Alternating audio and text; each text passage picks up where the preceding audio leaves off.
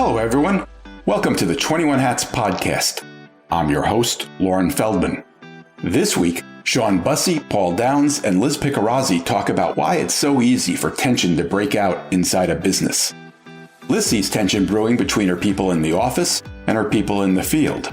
Shawn often sees friction at businesses between sales and those who have to deliver what sales sells. Paul says there's always the potential for tension when a project gets handed from one set of workers to another, and he's created a very deliberate process to address it. We have, he says, really tamped down the civil wars and started solving the problems as opposed to letting them fester. Plus, are Shawn and Liz going to hit their numbers this year? And have the owners seen their health insurance rates for next year? Even in good times, owning and running a business can be a lonely pursuit.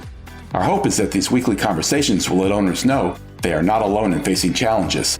Same thing with our daily newsletter, the 21 Hats Morning Report, which Inc. magazine recently named the best newsletter for business owners and which you can subscribe to at 21hats.com, where you can also find transcripts of our podcast episodes and lots of other articles and interviews. Joining me this week on the podcast are regulars Shawn Busse, CEO of Kinesis, which is based in Portland, Oregon, and works with small businesses on marketing, culture, and strategy. Paul Downs, who is CEO of Paul Downs Cabinet Makers, which is based outside of Philadelphia and makes custom conference tables. And Liz Picarazzi, who is CEO of City Bin, which is based in Brooklyn, New York, and makes trash enclosures and package bins. And please take a listen to my quick chat with Rob Levin, co-founder of our sponsor, Work Better Now. The episode is titled, Rule Number 1, We Will Not Have Civil Wars.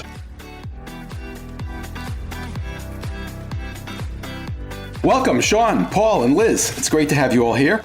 Liz, I'd like to start with you. You told us a couple weeks ago that you had put an idea in front of your EO group, whether to pursue investment capital or not. And you also told us that you were going to a big EO event. Has that happened?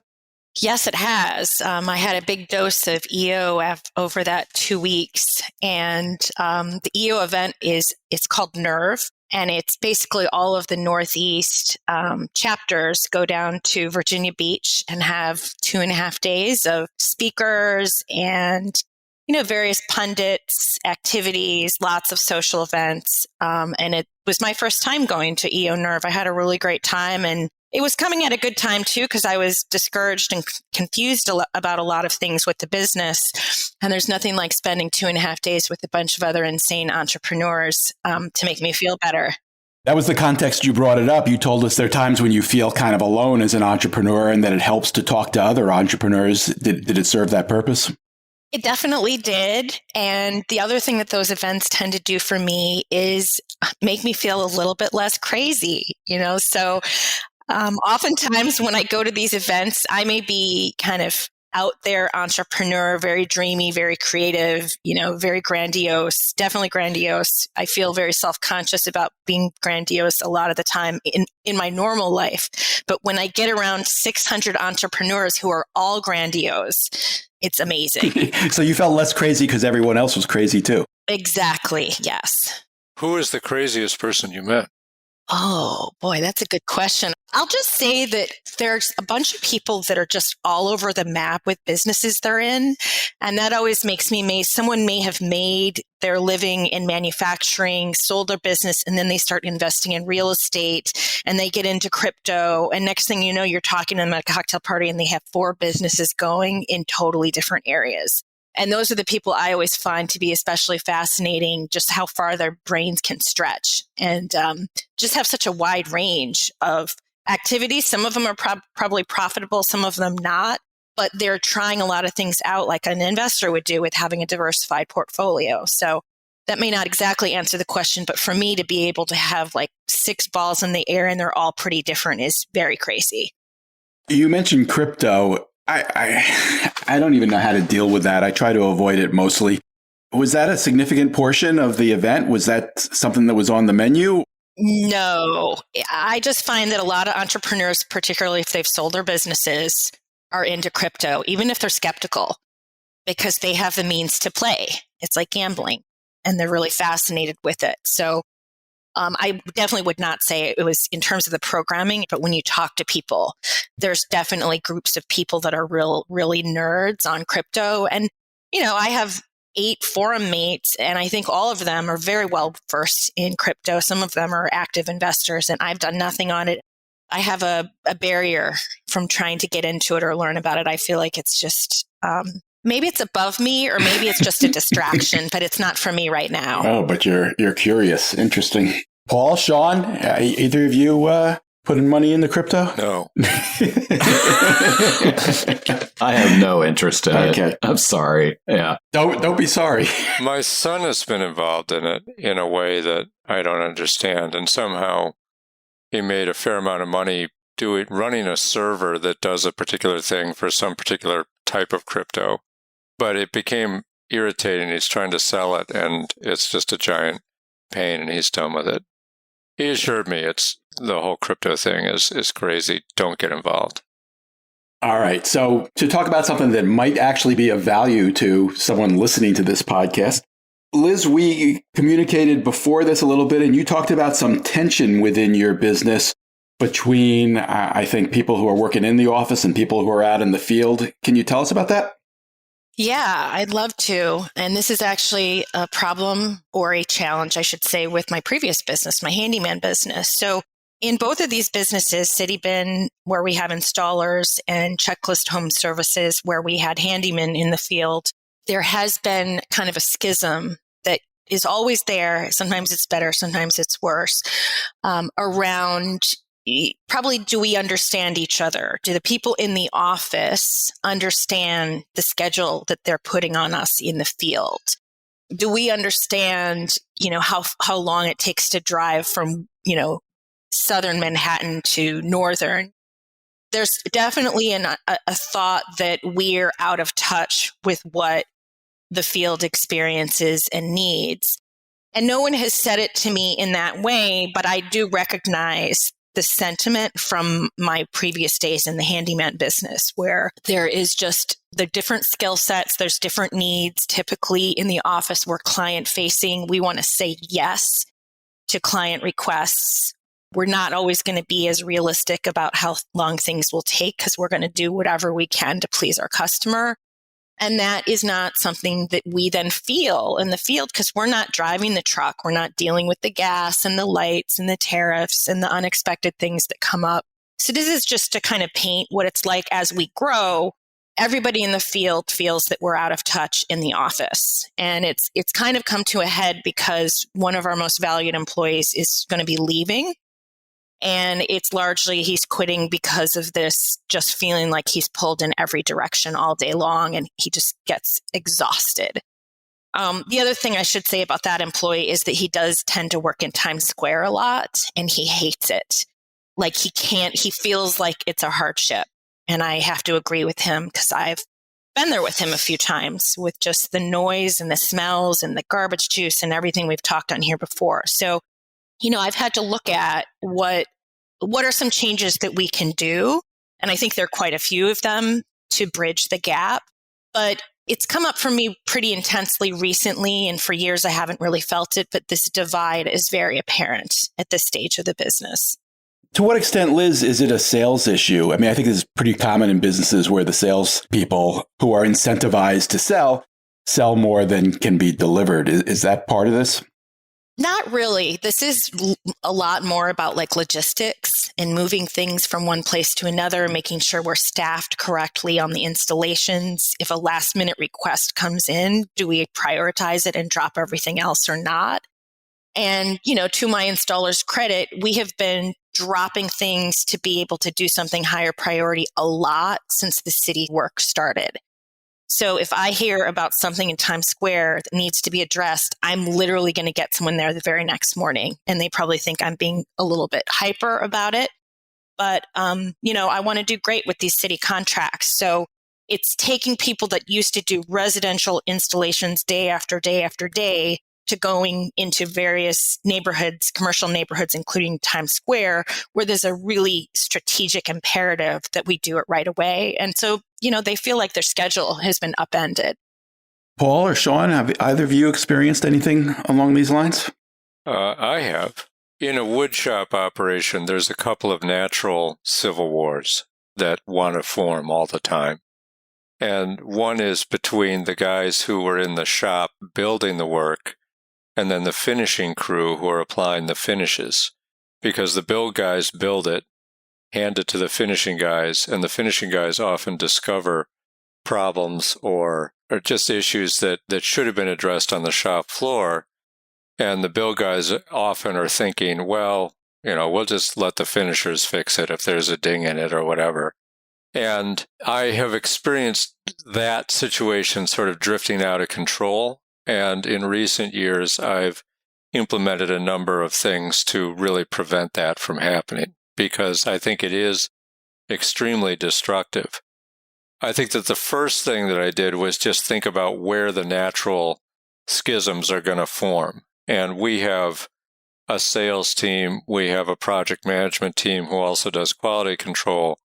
We have an engineering team, we have the shop floor guys building the work, the finishing crew who finishes it, and then a delivery and logistics operation who are packing, shipping, and installing. And that means work is getting handed off from place to place throughout the process. And at each one of those handoffs, there's the possibility of miscommunication and finger pointing. And my approach has been, first of all, to make sure everybody understands that these are natural points of contention and that we have to manage it. And rule number one from Paul Downs is we will not have civil wars. I do not want to see it. Nobody really enjoys these things. They don't do a company any good. But the boss has to be crystal clear, I think, or that's what's worked for me, at all moments that when the conflict starts, it needs to be addressed immediately, and everybody needs to understand that the worst thing that can happen is these things flare up and get out of control. And then in order to prevent that from happening, there's a number of things that we implemented that have been effective. And the first thing is that when we try to address problems, we get everybody who's involved in the same room to have the discussion. That is critical. That you can't listen to one side of the problem as the boss and hear all about that, and then 20 minutes later listen to the other side of the problem and then try to come to some kind of decision. That just really doesn't work. Whoever's more persuasive is going to persuade you, and that may or may not have anything to do with the actual problem, because some people are just more persuasive. So I learned the hard way, put them all in the same room when you address problems. Second thing, when we're addressing problems, we have a set of behavioral rules that everybody is quite familiar with that talk about how you can have a discussion about problems. What is okay to say and what is not okay to say. Is yelling okay? No, yelling is never okay. Are insults okay? No, insults are never okay. We're going to have a model before we even start of what this discussion is going to look like. And I make all the participants actually read out loud what the rules are before we even have the discussion, just to remind everybody, here's how it goes. You don't interrupt somebody, and then that person has the duty to not repeat themselves, and there's a bunch of them. And so that you're really imposing the will of the owner on everything that's happening here in order to solve the problem. But then another thing is that you actually have to try to solve the problem and listen carefully to what the solution is, and then have regular means of people giving further feedback and further follow-up. So we have regular meetings every 4 to 6 weeks where we just go over issues. Again, everybody involved is sitting there, and it's like a release valve so that people know there's a way to address problems that isn't just fighting with your coworkers. Though those things have been pretty effective for me, and we have over the last 3-4 years, and we've implemented these rules, really tamped down the civil wars and started solving the problems as opposed to letting them fester. Now, Liz, with your crew, some of them being out on the road all day, the other ones in the office, how often is everybody in the same place? So that's a good question. We're typically only in the same place maybe twice a month. And for this recent kind of, I don't want to call it an upheaval, but it feels a little bit like that. We did have a get together on Monday where we all got together and discussed perspectives and solutions. And there's a number of new things that we're going to implement. But it's also interesting that you ask, because we're in the process of moving right now, and we're deciding whether we want to consolidate everything into one space. So it would be our office, showroom, warehouse, and wood shop. Or if we just put the warehouse and the wood shop consolidated into one space and we keep the office and showroom in its current place. The reason I bring that up is that is a big sort of a cultural decision of, do we want to have physical divisions between where we work, or do we want to have it all in one place? And I've been going back and forth for the last couple of weeks. We're going to be making a decision tomorrow about the new space. But that sort of having people report to the same place in the morning is something I'd really like to have. I just don't know if it's going to be possible. Well, I would recommend that you do that if at all possible, because one of the ways that we manage our conflicts is just by, we're all in the same place. So rule number one is, when you have a problem, go talk to the person involved about it. So that I constantly see my people walking back and forth from wherever their normal workstation is to somewhere else to have a discussion with the other people. And I think it would be much trickier if there was a physical, like if you had to get in a car and drive half an hour. So that the physical arrangement of the space is either going to emphasize or de-emphasize the potential for civil war. The second thing is really just to be crystal clear with your people that you don't want this to happen. You don't want to see the behavior, and we're going to do things about it, and you're going to do them on a regular basis. Because if you just treat it as a one-time flare-up with a one-time fix, there's no release valve. It's just going to be another 6 months, and then a war will break out again. So I try to have all my people together for a Monday morning meeting where I just give them updates on the status of the company. But we have other meetings too, where everybody who's in a position to make a decision about these kinds of things is in the same room all the time, so that they're seeing each other. If the people in the office never actually even see the people on the road, it's a much trickier problem. Now, I know other businesses, like I know a guy who owns a plumbing company where he's got the same situation. There's an office crew, and there's the plumbers who are out in trucks all day. And he has the same problem you do, Liz, which is that you get this natural division between the people in one place and the people in the other place. And as far as I know, the only solution is to get them in the same place fairly regularly and to set up procedures that are about releasing tension and solving problems and discussing these things. Now, not everybody I know has the rules that we have about how to have the discussion, but I find that that's just makes the discussion so much more fruitful if we agree on how we're not going to do it, which is a lot of finger pointing and blame and yelling and screaming and whatever. So that's been my approach to civil wars, and I would say it's been pretty successful. Shawn, have you had experience with this either at your business or at businesses that you work with?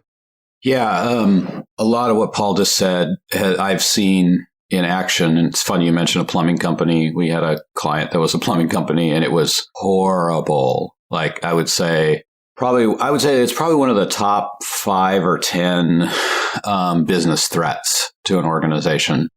And what I've noticed is that it manifests for 2 reasons. I think reason number 1, which might be Liz's situation, which is growth. And so the business has new needs than it had before. And so you're having to change very quickly, and folks can not understand the needs of different folks within the organization. So the operations people, this is really classic, right? The operations people are desperately trying to get things to a predictable system that they can repeat over and over and over again, while the sales and marketing and innovation people are like, there's an opportunity over here. And they're constantly changing and reinventing. And so that friction is really kind of a growth-oriented friction. And then the other reason for it happening is within an established organization, it's much more about sort of politics and fiefdoms and power. And I think Paul's insights into this are really smart, because the tendency as you become a mature business is to organize by silos so you can be efficient. And it's those very silos that are also can be the undoing of the business. And so you really have to actively work to break down those tendencies of tribalism and fiefdoms. And I think empathy for each other's jobs is critical in that. And so having folks do the work that they're not normally doing or sort of sit with the person who's doing the thing that they're not familiar with can be really helpful. I felt it myself too in our organization. It's been really detrimental. This happened maybe 5 or 6 years ago. We hired somebody who really tried to build that. They really tried to create the division, and it harmed us. It was really bad for us. Cost us probably hundreds of thousands of dollars. So I think you have to approach it like it's really important.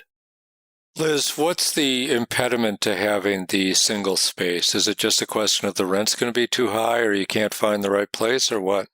Well, so we're in Industry City and everything would be at Industry City. Explain what that is. What's Industry City? Industry City is a large manufacturing creative space in South Brooklyn that used to be like all factories and warehouses. And now it's a gigantic kind of entrepreneur complex. And for creatives, it's really an amazing place. And I think there's 20 or so buildings on the campus, and we're in one of them. And we're thinking about putting everything else, the warehouse, in another one that's literally a 10-minute walk away. So it's almost if you imagine a college campus, those two buildings are about 10 minutes apart.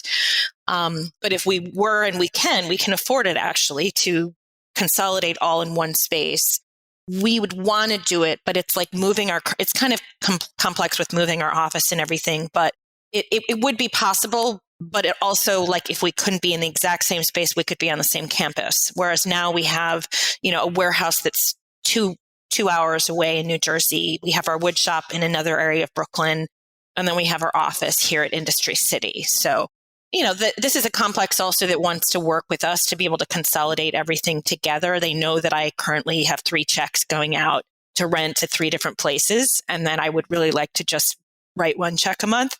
So they're working with us on that. They've been really generous with, the negotiations. So I do have a good opportunity to, I think, make a decision not only about our space, but about culture. And that's part of why I thought, wow, the situation, the schism between the groups could be, mitigated a bit by having a common space. I think it would be. And I would reiterate that as the boss, it's one of your main jobs is to, first of all, acknowledge that there's problems, that the problems are built into the nature of the business. So it's not just because Joe does this or Jane does that. It's like there's always a problem. And I'm constantly talking to my people about the things that are happening in our shop and just telling them that everybody has these problems. And they find that very comforting because otherwise it seems like we're uniquely stupid or that person is more irritating than anybody else on earth. And if you just say to them, listen, I talk to 1 million business owners. Everybody has this problem. And the only way to solve it is by continually working on it. You have to acknowledge that it's going to be there and you can't say to them, hey, we're never going to have tension anymore. And what I say to them is, no, we're going to have tension. What we do is hard and there's always going to be these issues. And the question is, how do we manage it so that we can maintain team spirit and collegiality and no one has to come to work afraid of somebody. And that's my goal. Not that you can eliminate these things. You can't. But if everybody understands that it's just part of the day, then it becomes much, much easier to manage. I think you see it too a lot in, you mentioned this, Lauren, is the sales versus delivery side of things. And I'd say that's probably one of the worst areas because the sales organization connects directly to revenue. They have a lot of power and they can sort of like get their way. And then the folks who are doing delivery can feel very powerless. I see that a lot too. It's tough. That's one of the natural arrangements of civil wars is that there's a class issue baked into it. One of the other things that we do to discourage this, and this is probably easier in my situation than in yours, is make sure people do each other's jobs as often as possible. So I can't get a shop floor guy to be on the phone with a client and sell something. That doesn't really work. But the guys who are selling, are on the shop floor quite a bit. My engineers are on the shop floor. I'm on the shop floor. And so one thing that you might consider, Liz, is have ride-along days where whoever's in the office, particularly the salespeople, are actually out there playing with the garbage juice. So you deliver the message that nobody's too good to avoid the bad parts of the job. And you at least have to understand what they are.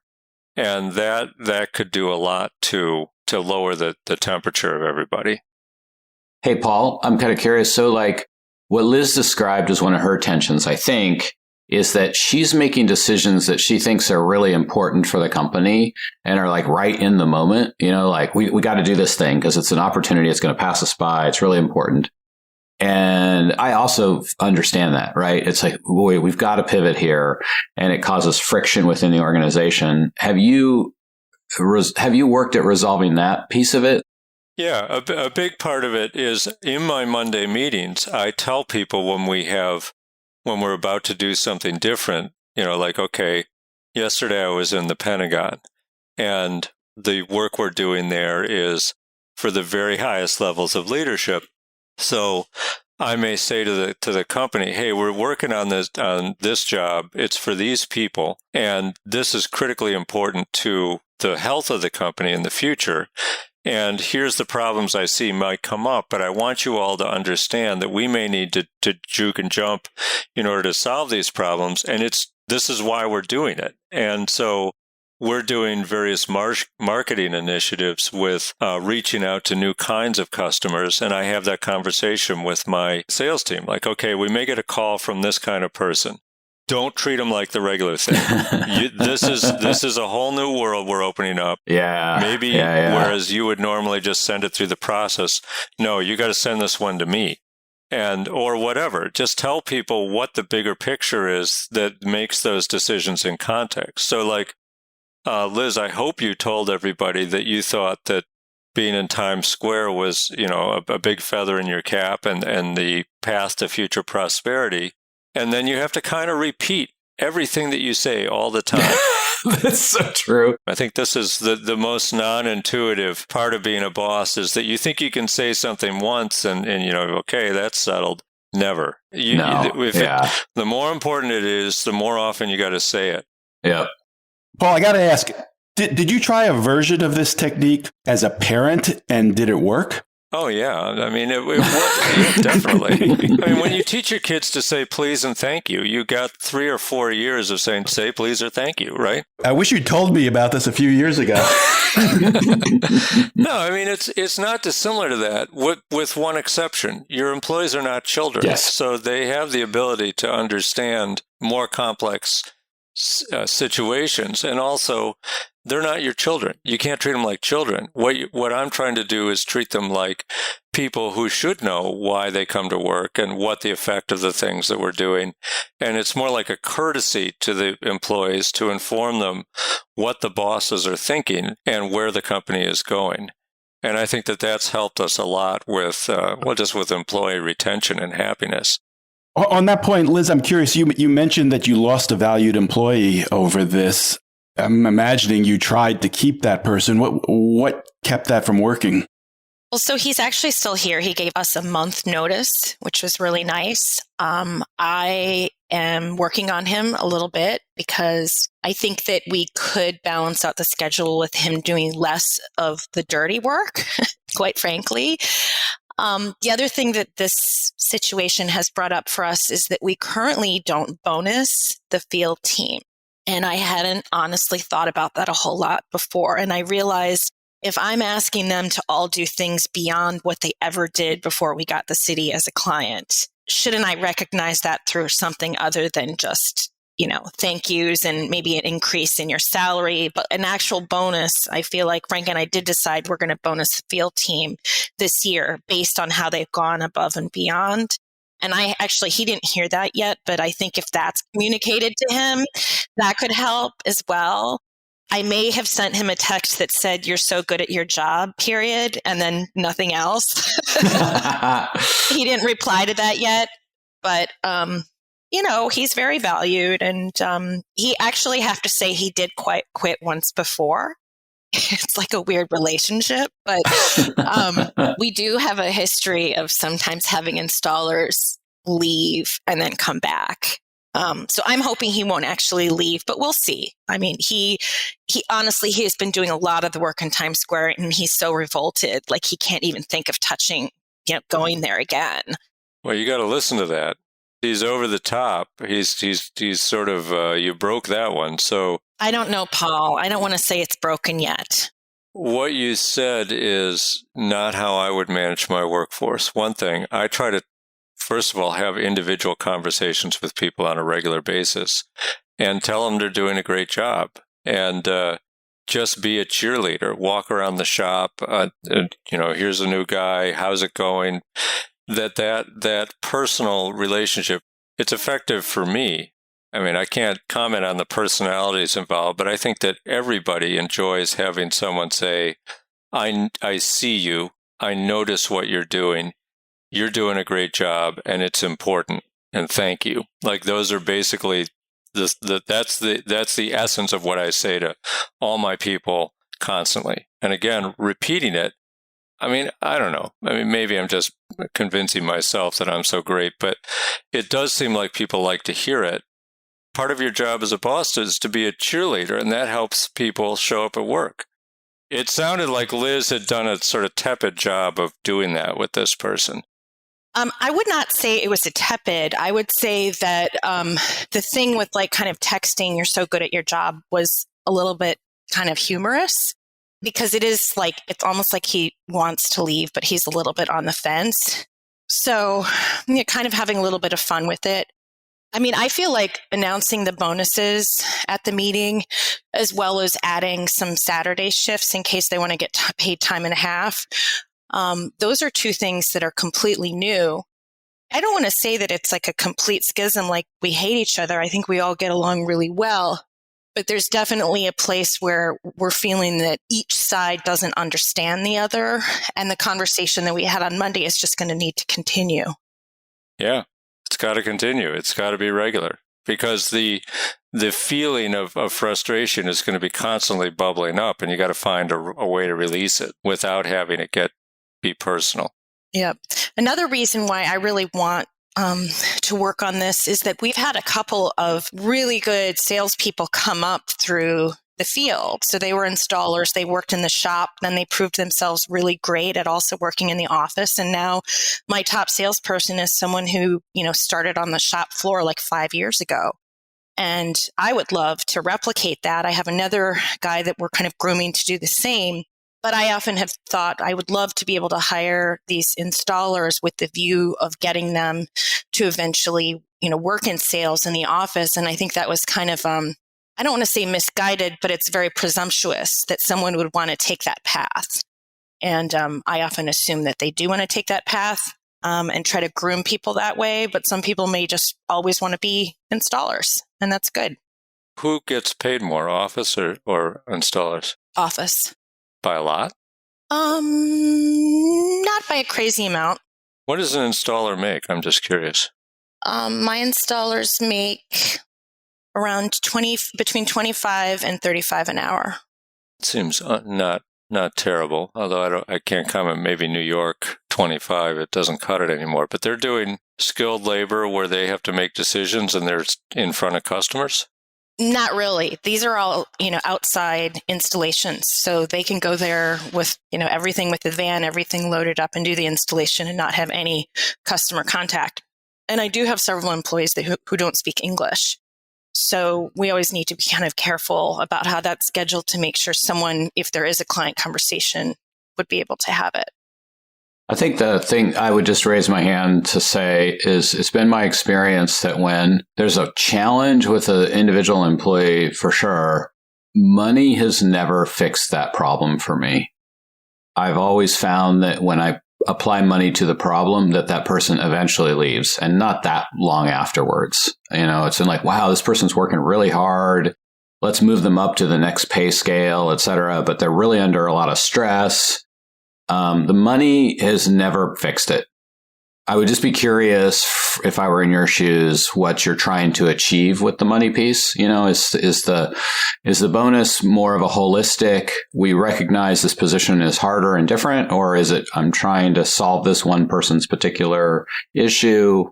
Well, in this case, it's that we don't want only part of the company to be bonused and the other not. Yeah. It's not about whether in between different people. It's that the principle of everybody gets bonused, you know, based on certain criteria. Right now, only office gets bonused. And if I were them, I would notice that. And, you know, no one's ever really said anything. And actually, no one's asked for it, to be quite frank. Frank and I discussed it and thought this would be a really good thing to do. And it makes total sense. And why didn't we think about it before?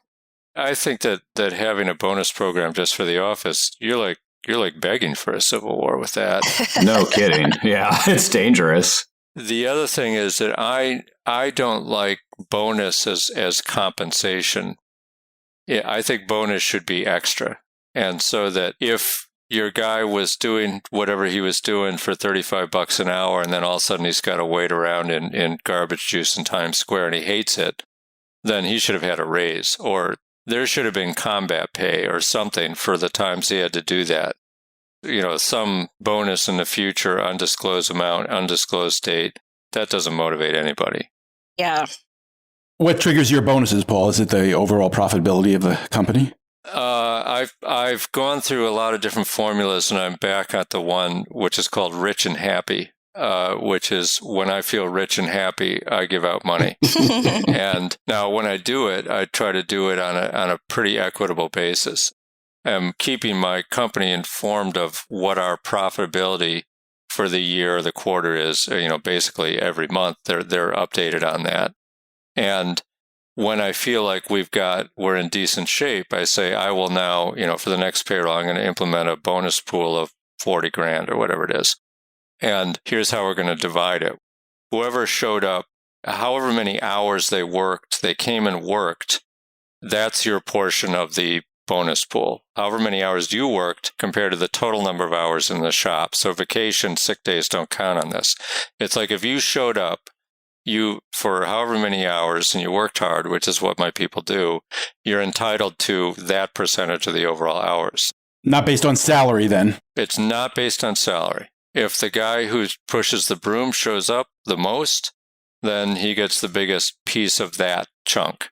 And that actually has worked out pretty well as far as I can tell. Although I think that getting honest feedback about things like this is very difficult for a boss. But nobody's complained to me about it because on the face of it, it's fair in a way that a fourth grader would understand. And that, to my mind, is how you want to give out goodies. You want to have sort of the kindergarten idea of fair. And so that nobody can say, that's not fair, you know. Well, there's a lot of different ways you can sort of game fairness to make sure that the people who are at the top end up with the most. But I like to just say we're all in this together.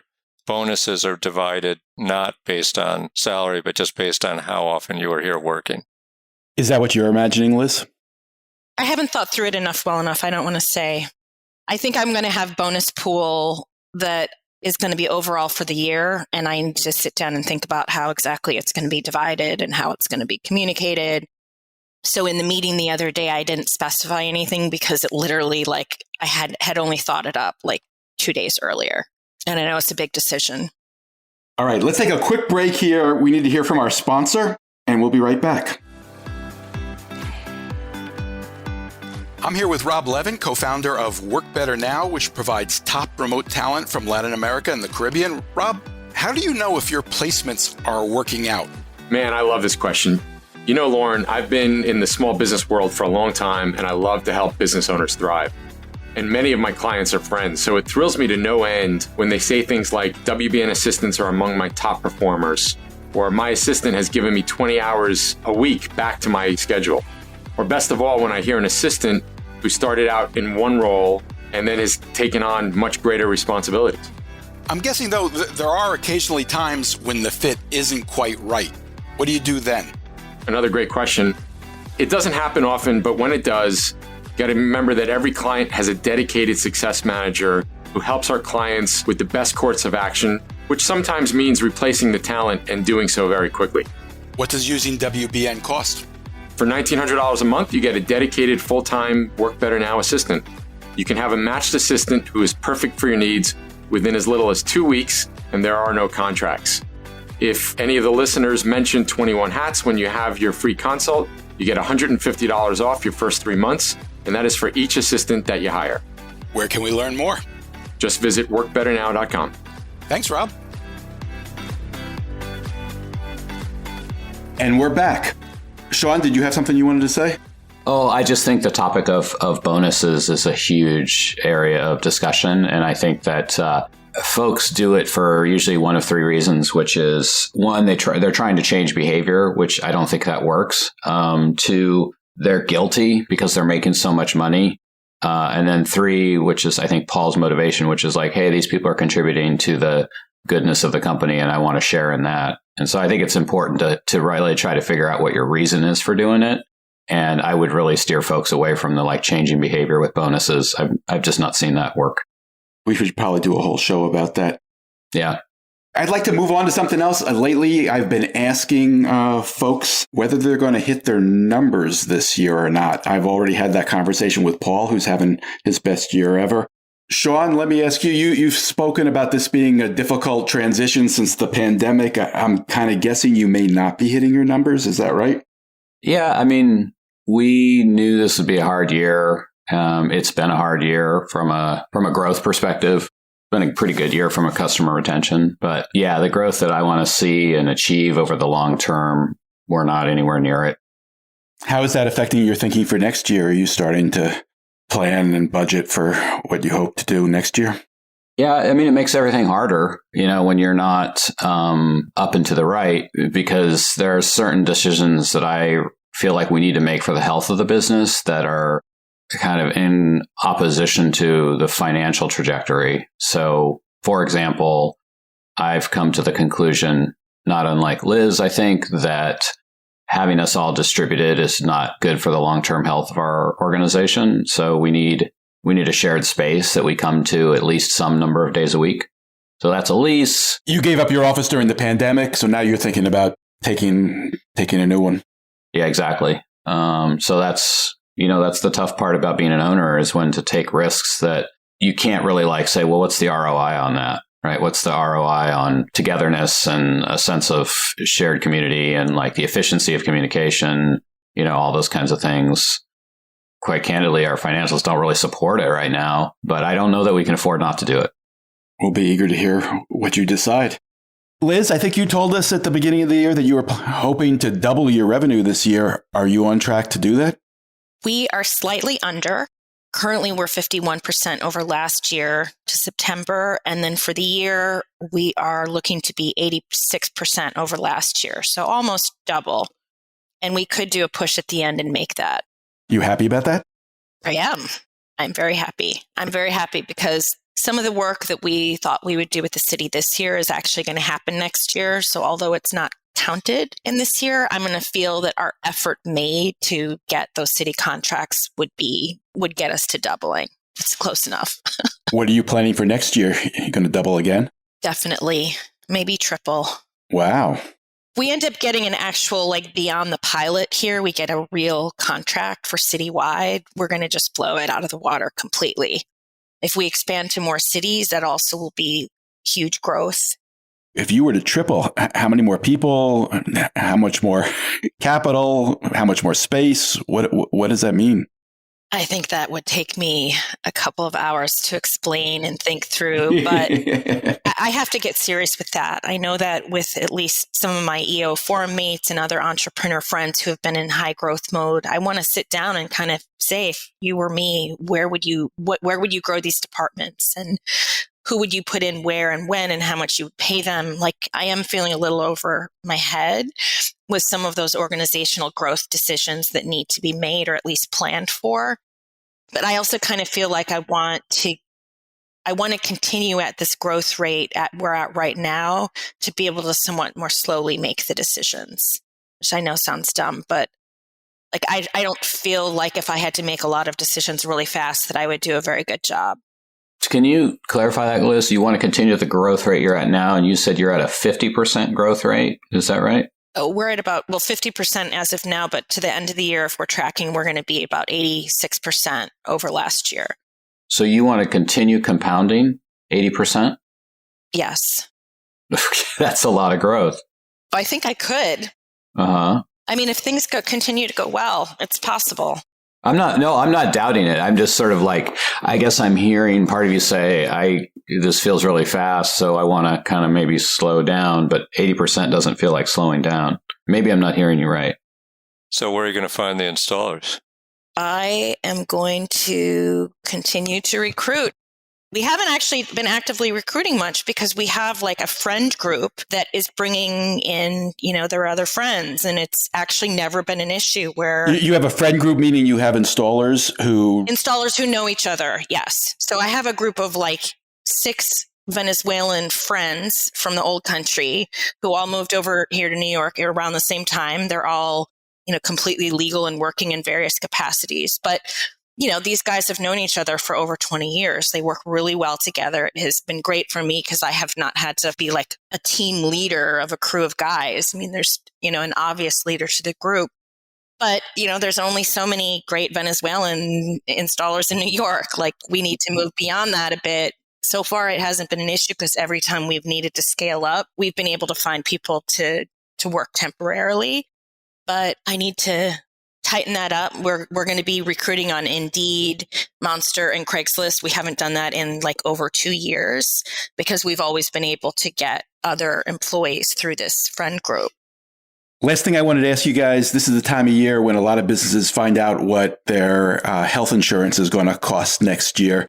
I'm curious what you guys are looking at. Paul, you've always been very thoughtful and done a lot of research into this. What's going on with your health plan? I haven't seen the numbers yet, but it's never fun. Is that the expectation based on anything other than it's what always happens? 27 years of interacting with Independence Blue Cross, I know exactly what's going to happen. So, yeah, I've got my eyes are open here. It's a totally broken system. I mean, we have no, there's just no shopping around. There's no... Well, there is shopping around, isn't there? No, it's utterly meaningless. When we look at quotes from the 2 major providers in the area, those companies are quite careful to make sure that you can't directly compare whatever they present to the other company's format of presenting. There's never an opportunity to put 2 pieces of paper next to each other and make sense of it. They go out of their way to make sure that doesn't happen. Yeah, it's like you can have these incremental gains if there's multiple plans available here in Oregon and you could like switch from this to that and you can kind of save a little bit in the switch, but it's just inconsequential in the grand scheme of things. And really what it boils down to here in Oregon is whether you just go the route of like the high deductible HSA or a traditional plan, or I think it's an HMO here. I can't remember who it is, but that's cheaper, but it's also shitty. It's just a broken system, top to bottom. On that note, my thanks to Shawn Busse, Paul Downs, and Liz Picarazzi, and to our sponsor, Work Better Now. Thanks for sharing, everybody. Wait, don't leave yet. If you have a question or a comment that you'd like the 21 Hats owners to address, send it to me by replying to your morning report or by email at lauren@21hats.com. That's LOREN@21hats.com. Do it now before you forget. And don't be afraid to tell Jay what you really think. He can take it. And if you got something out of this conversation, help us reach more business owners. Tell a friend. Subscribe and review us wherever you get your podcasts. Follow us on Twitter. Subscribe to the Morning Report at 21hats.com. This episode was produced by Jess Thuberon, founder of Blank Word Productions. Okay, now you can leave. Thanks for listening, everyone.